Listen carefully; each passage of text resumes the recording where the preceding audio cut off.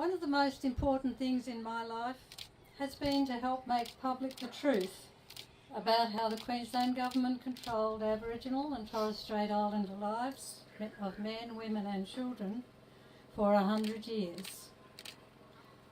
The government gave itself these powers, so it said, to help teach nomadic nations how to work and become financially independent in the new Australia.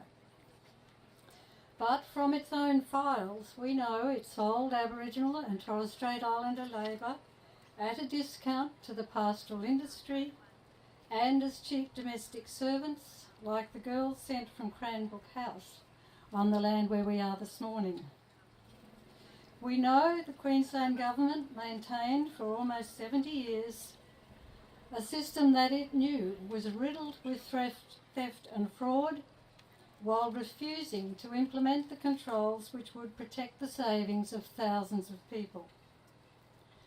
The government intercepted workers' compensation, maternity allowances, child endowment and deceased estates, and over many decades, as its own files show, it often exploited this bonanza for its own gain, knowing that many of those whose money it was were struggling and suffering in terrible poverty.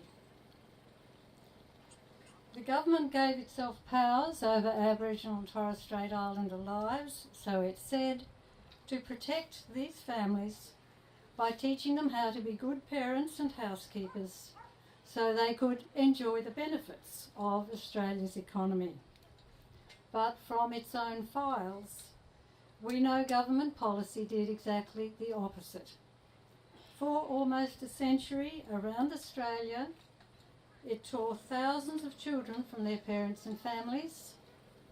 It split hundreds of families by sending men, women and children away for months on a time on compulsory work contracts, taking part of their wages to offset the costs of running missions and settlements. For decades, it condemned hundreds of families to struggle in poverty by not providing even a basic, decent level of housing, food and safe drinking water on these institutions. Medical records through to the 1970s reveal the deadly cost that tore so many more loved ones from their families. All this is now known from thousands of files generated by government officials in every state. Yet even now, in 2018, even when faced with all this incriminating evidence, governments will not face up to the facts and they refuse to pay their debts.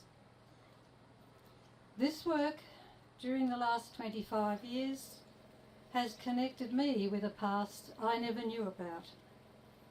It has been my own journey of linking with realities that were still happening in my lifetime, but were never spoken of as I grew up. I know I am poorer for this loss, but richer now for learning so much even later in life. I absolutely agree with Sam that Australia will not come of age until we have a truth commission to expose the operations of these so-called protection regimes around this country. We need to give space and respect to all those stories that are part of who we are as a nation, but have been buried by those who are still too cowardly to face the truth of their actions. The truth of our nation's history is not for governments to hide, but for all of us to learn about and to include in our understanding of who we are as a nation today. So I thank you once again for allowing me to speak this morning.